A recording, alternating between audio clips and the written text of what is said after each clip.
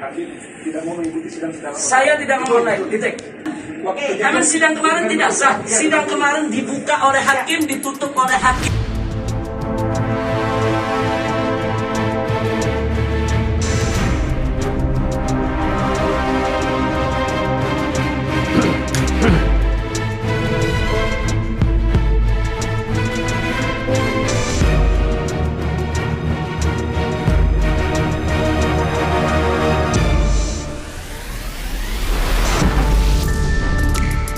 Assalamualaikum warahmatullahi wabarakatuh. Salam Nusantara, salam sejahtera untuk saudara-saudaraku semuanya sebangsa dan tanah air dimanapun Anda berada.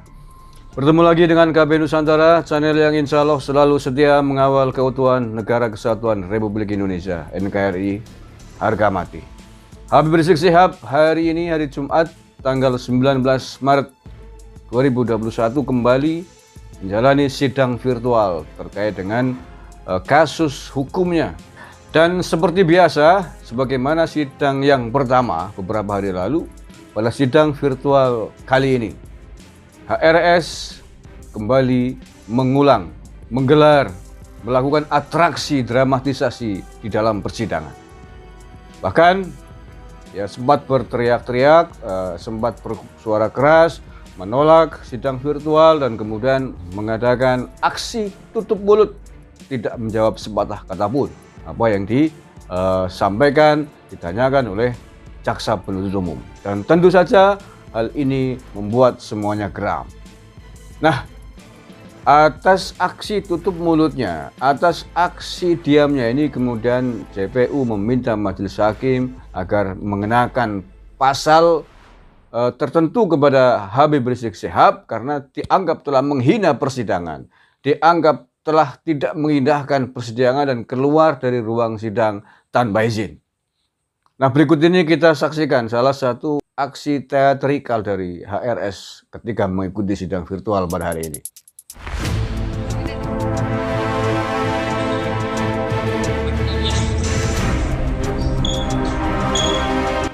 Baik, ya sudah ada terdakwa ya. Ya. Tak, saya didorong, saya tidak mau hadir. Ya, baik. Sampaikan ke majelis hakim, saya tidak ridho dunia akhirat.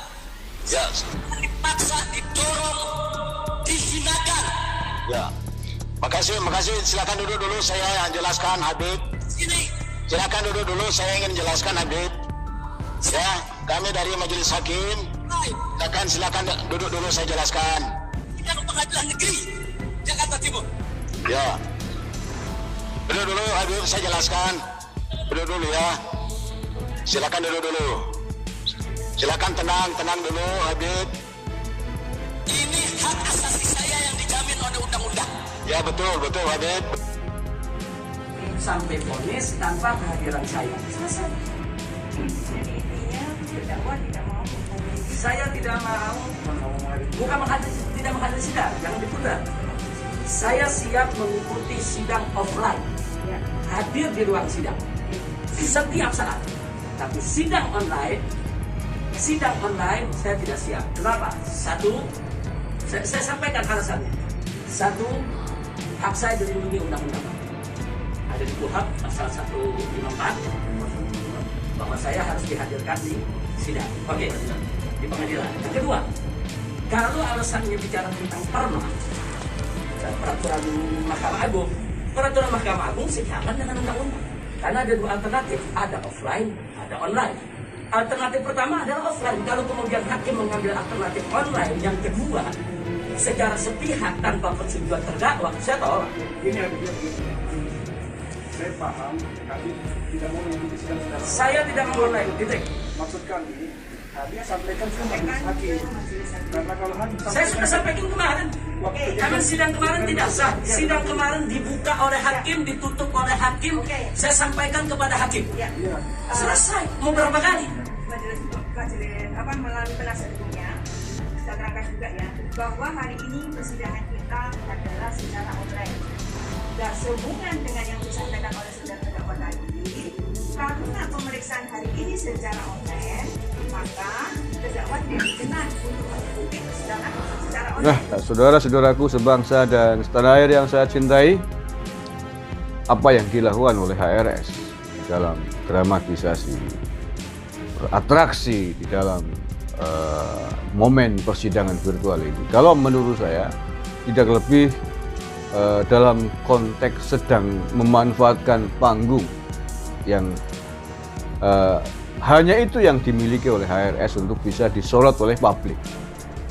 Karena mau demo tidak mungkin, FPI sudah dibubarkan, demo di dalam penjara ya tidak mungkin. Maka ketika ada kesempatan sekecil apapun mencoba untuk dimanfaatkan oleh HRS dan seluruh pengacaranya dan juga para pendukungnya. Jadi luar biasa kalau saya amati HRS dan para pengikutnya ini bisa memanfaatkan momen sekecil apapun untuk melakukan show force, untuk melakukan menunjukkan kepada publik atas eksistensinya, atas gerakan-gerakan dan manuver politiknya agar menjadi pusat perhatian. Kalau menurut saya tidak lebih dari itu. Apakah para pengacara HRS tidak mengetahui bagaimana aturan yang harus dilakukan di dalam ruang sidang?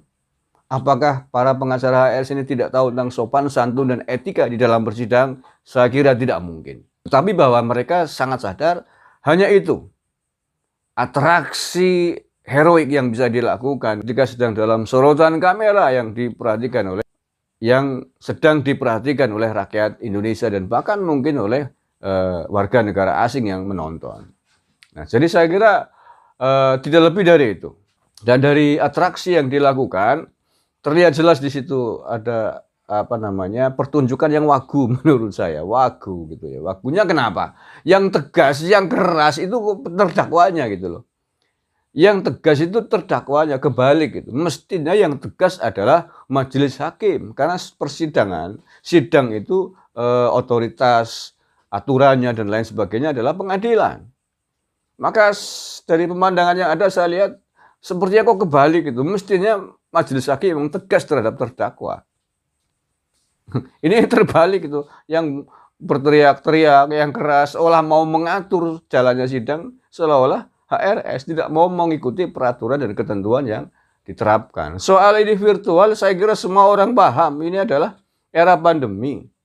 Semua orang kegiatan-kegiatan yang tadinya dilaksanakan secara fisik dari jarak dekat, kemudian digantikan dengan model virtual karena memang ini masih dalam masa pandemi. Wisuda virtual, sekolah virtual, wisuda virtual, nikahan virtual juga ada.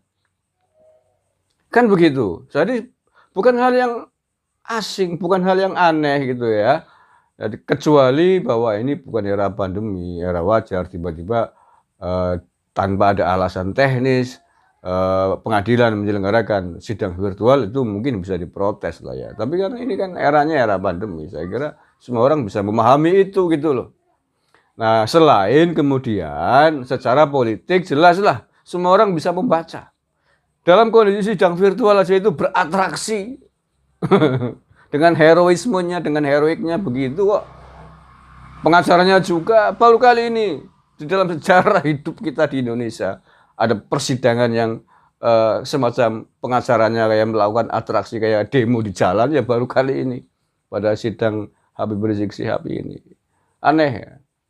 Nah, saya kira sudah waktunya aparat keamanan kita, aparat penegak hukum kita untuk tegas terhadap kelompok ini. Karena kalau dibiarkan ya akan terus begini, akan terus memanfaatkan momen untuk menunjukkan diri dan gerakannya, bagaimana membuat, memicu, mengompori, memprovokasi massa agar marah terhadap negara. Mengapa itu dilakukan? Ya karena mereka, Habib Rizik ini kan menganggap bahwa ini adalah rezim zalim. Ini adalah pemerintahan yang ilegal karena dipimpin oleh presiden yang ilegal. Sehingga otomatis kalau pemimpinnya, presidennya ilegal, maka seluruh struktural jajaran pemerintahan dari kementerian dan seterusnya adalah ilegal. Tidak sah. Nah, orang begini kok masih diberikan kesempatan sopan santun menurut saya. Ini kan sudah melawan negara, melawan ketentuan hukum yang sudah ditetapkan sah di negara ini. Mestinya ada penegakan hukum yang tegas gitu loh ya. Wadahnya sudah dibubarkan, tetapi para pendolanya, tokohnya masih diberikan kebebasan untuk berekspresi, untuk ngomong di depan publik. Ya tentu saja ini yang akan terjadi dan seterusnya. Kalau tidak percaya kita buktikan saja. Itu akan terus terjadi. Karena mereka memang sudah menganggap ini adalah negara yang zalim, pemerintahan yang tidak sah, ya. Akan terus begitu. Maka sekali lagi ini adalah PR bagi penegak hukum kita untuk tegas terhadap kelompok-kelompok yang secara terang-terangan melawan negara dan seluruh aparaturnya. Terima kasih, mudah-mudahan ada manfaatnya. Wallahul muwaffiq ila aqwamit thoriq. Assalamualaikum warahmatullahi wabarakatuh. NKRI harga mati.